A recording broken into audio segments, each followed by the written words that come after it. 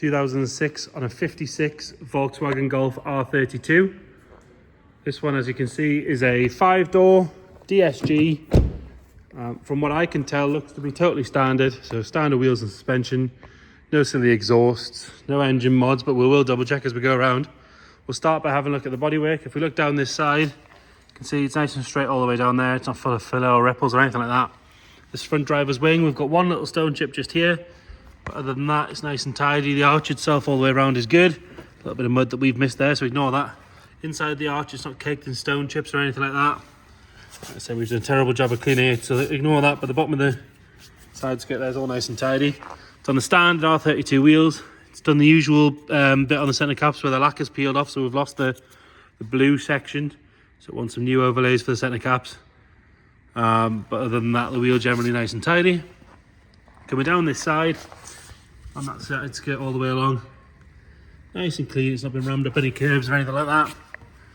No real marks to note on the driver's door. Nice and clean around the wing mirror. Tidy coming up the A-pillar. There's no sign of any stone chips there. And along the leading edge of the windscreen, there's no stone chips there either. Rest of the roof, nice and straight. A couple of dry water marks there that we've left, so we'll get those cleaned off. It does have a light tint on the front and a darker tint on the back. But the glass looks to be nice and clean, all correct stamps, all that sort of stuff. Rear door, again, no sign of any marks on that. And then we do have a little scratch, or a little crack slightly in the side skirt just here.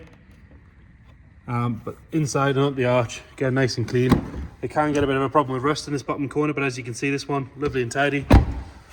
Coming round onto the back, so there's another good wheel and tyre on this side. Round at the back, all the tail lights are bright and clean.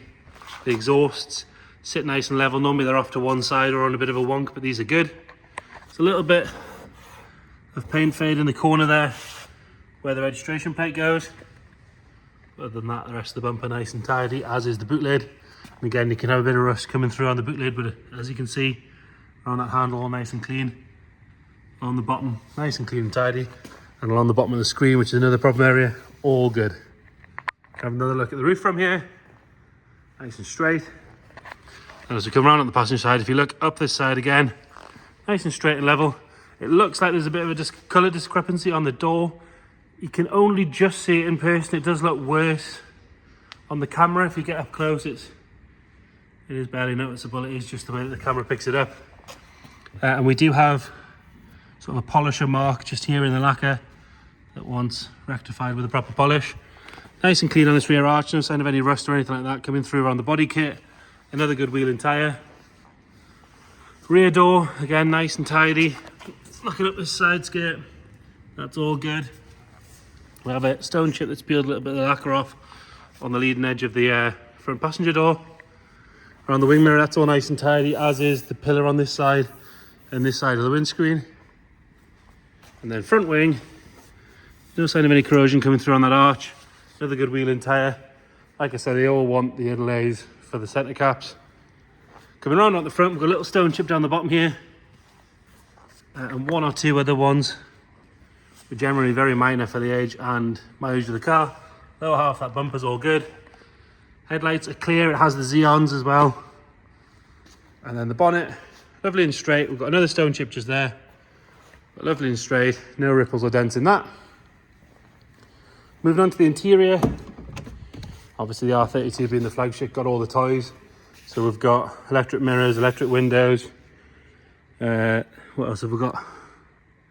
Auto headlights, steering wheel controls, aircon, heated seats. We've got the larger stereo with a nav, tyre pressure monitor, all that sort of stuff. 110,346 miles. Driver's seat, it's got a bit of a rip in the bolster there. It wants this section replaced by a good trimmer. Generally not an expensive job these days, but the rest of it lovely and tidy. All the bolsters are nice and firm. Carpet set's clean, it's not ingrained with any dirt or anything like that. Rear driver's door again, nice and tidy. It's got the aluminium trim on this one as well, which is nice. Door shuts are all good. Rear bench is lovely and clean. Backs of the seats are good. These haven't been stretched out or anything like that. And you've got that lovely black headlining. Nice and tidy, not sagging, not sort of smelling or any signs of trapped moisture or anything in that. And then into the boot. Parcel shelf again, nice and tidy. Boot floor, all clean, no stains or any dirt in there. Underneath we've got your toolkit, tow eye, spare wheel, everything you should expect to find in there. And we will have a little look along this lip. So again, quite often they can go from there, but it is nice and tidy. Onto the rear, on the passenger side, again, nice and clean on the door card, as are the door shuts. And have another look at that rear seat. It does have ISOFIX points as well, and quite a large armrest, all lovely and clean.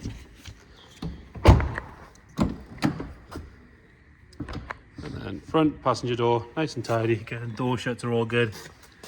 And then the seat on this side, the bolsters are lovely and firm. Tiny little bit of wear on the bottom, but generally very little. This side of the dash, all nice and tidy.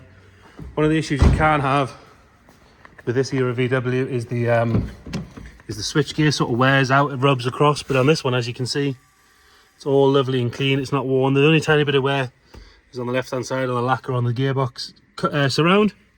But other than that, generally very good. No pixels missing from the dials on the dash or anything like that. And then under the bonnet, you've got that 3.2 litre V6 mated to the Volkswagen Audi four-wheel drive system. Nice and clean and standard looking in there. There's no fluid or anything dropping on the floor. We'll get it started up. Was driven to us, this one. Starts on the button, as you'll see.